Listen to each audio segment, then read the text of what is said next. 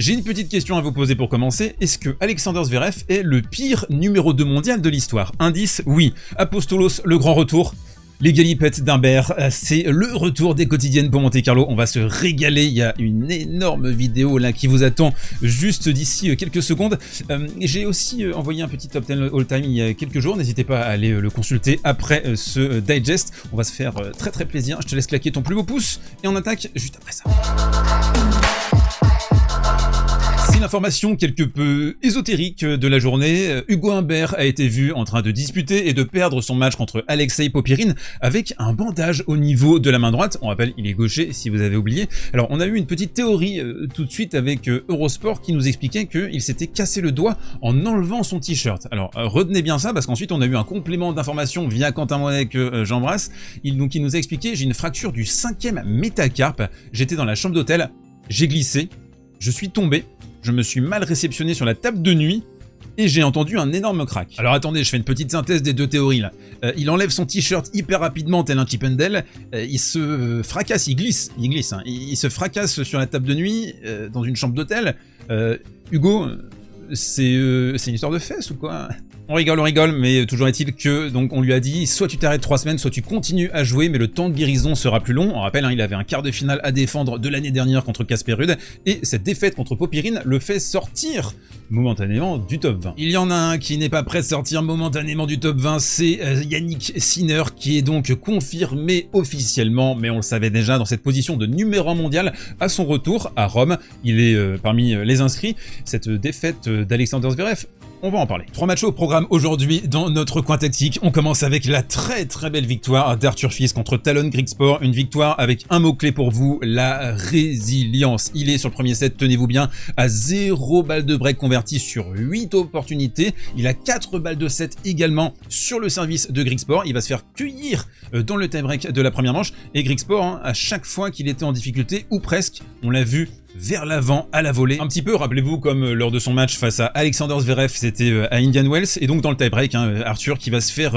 cueillir par des services bien ciblés sur le revers de Fils et quelques approximations encore à ce niveau-là. Et à la fin du premier set, Griekspoor qui va prendre un MTO, qui va sortir du court, et immédiatement, et là j'ai vraiment adoré la réaction d'Arthur, c'est de réussir à breaker tout de suite sur un jeu clé pour casser ce momentum et repartir de l'avant avec ici une deuxième balle un petit peu téléphonée, le service volé. Griekspoor qui va se prendre des comprimés au milieu du deuxième. Alors je suppose que c'était des antidouleurs. On rappelle, il était en finale à Marrakech dimanche. Mais quand bien même, j'ai envie d'insister sur la grande maîtrise de Fils sur cette partie, avec une sérénité, une maîtrise tactique. Ici par exemple, 1+1 sur un point assez compliqué. On est à égalité, hein. Et donc un petit +1 amorti de revers délicieuse. Il a senti que Griekspoor se replaçait sur sa gauche à 3-4 mètres de la ligne de fond. Cette victoire a tenu aussi sur les qualités défensives d'Arthur, qui est plutôt un joueur qui aime bien asseoir son jeu avec son gros coup droit. Et bien là, c'était pas uniquement le cas. Je trouve qu'il s'est dépouillé en défense ici. Le petit chop magnifique en défense là pour ensuite dans un deuxième temps clouer Griekspoor. Arthur qui physiquement, on l'a vu, a fait plier le joueur hollandais sur la fin de la troisième manche avec toujours ces énormes missiles sol-sol en coup droit, mais pas que.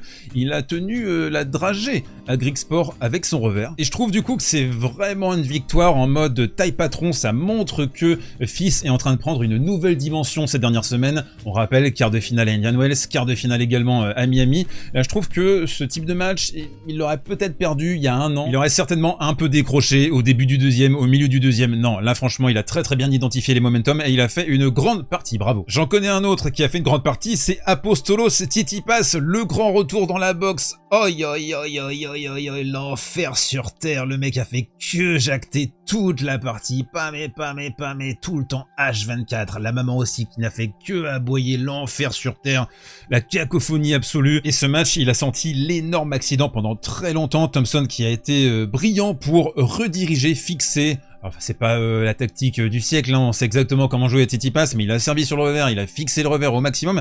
Tsitsipas qui n'a marqué que 4 points sur les services de Thompson dans le premier set. Tsitsipas tendu, alors je sais pas si c'était la présence d'Apostolos, pas forcément uniquement, surtout par le plan de jeu, hein, magnifique game plan de Thompson qui a tout mis sur le revers de Tsitsipas, qu'il a bien pressé aussi avec des retours volés. Franchement, c'était très judicieux. Alors la question que vous vous posez à cet instant de l'analyse, c'est comment est-ce que Stefanos a réussi à s'en sortir? Alors déjà, il a réussi à activer ce coup droit. Alors particulièrement quand il est ici, je trouve, il a, à mon sens, le meilleur coup droit du monde sur terre battue dans cette position. Le coup droit court croisé ici qui va sortir son adversaire. Il le maîtrise tellement bien. Même si il y a eu un débreak alors que Tsitsipas allait servir pour le gain de la deuxième manche. Ça l'a pas empêché de remporter ce deuxième set 6-4 au final. Je voulais vous alerter sur ce coup que j'ai adoré de la part de Thompson. C'est le petit slice court.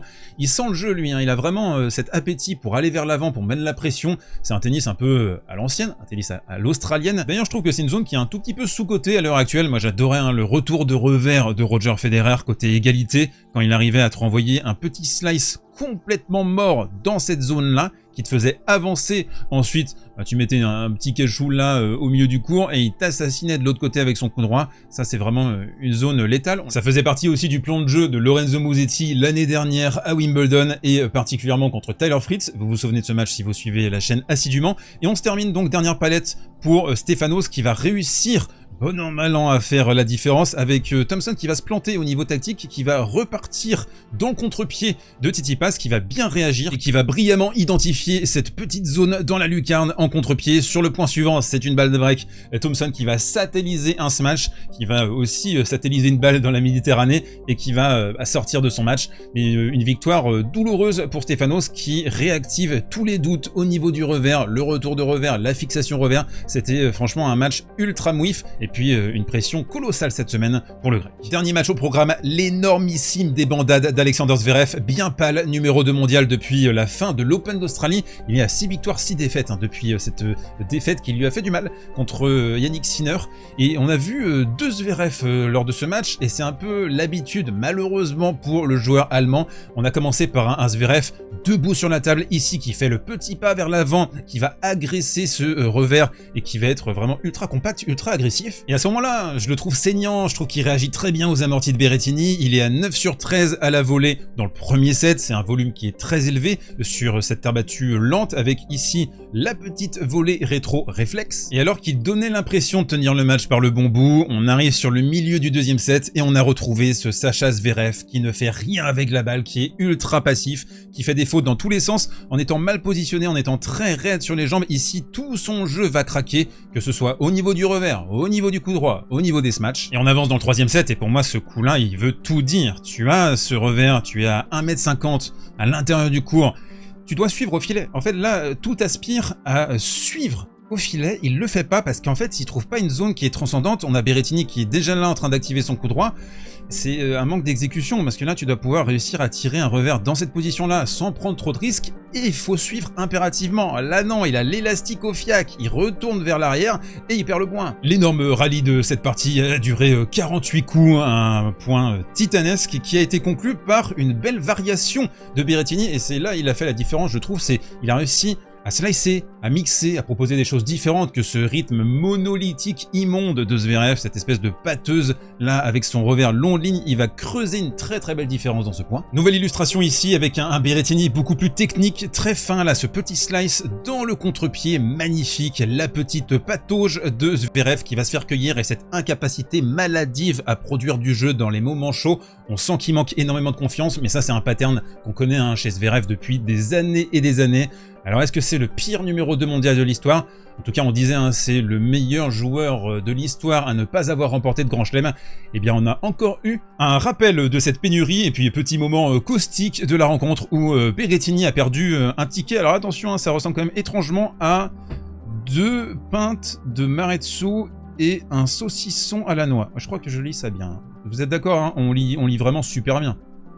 Allez, on se termine avec le Comprono sponsorisé par Winamax. Vous avez un lien dans la description. Jusqu'à 100 € de free bet, de paris gratuits pour toute première inscription sur Winamax. Offre exclusivement réservée aux adultes consentants. Pariez uniquement des sommes détente, des sommes plaisir.